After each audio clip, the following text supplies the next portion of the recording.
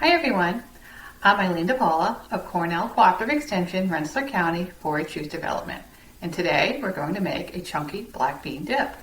This recipe comes to us from our 4-H Fresh Chef's Cookbook, which is a collection of recipes from various 4-H alumni and current 4-H members.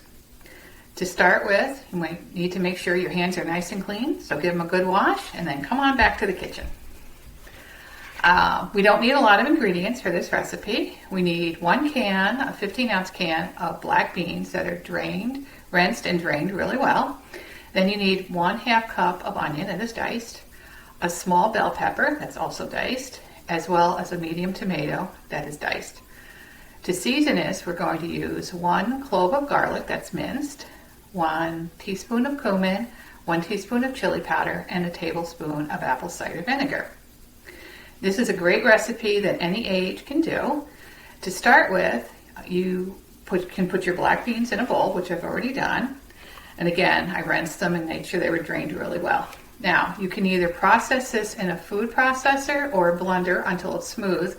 But if you like the dip a little chunkier, you can just use a potato masher and mash the beans, your black beans up, until they're the consistency that you like. All right, so that looks pretty good. So now what we're going to do is we're just going to put the rest of our ingredients in. So we have our diced tomato, our pepper, and I use some red and green peppers. Then we have our onion, our garlic,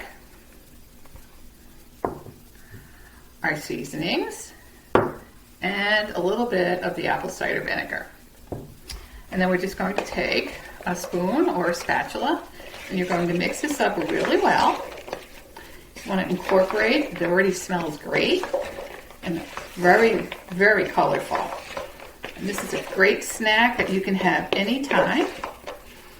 Okay, and then when it's the consistency and it's all mixed up well, we can serve this either with some cut up vegetables, or today I've got some tortilla chips with me. I'll put on.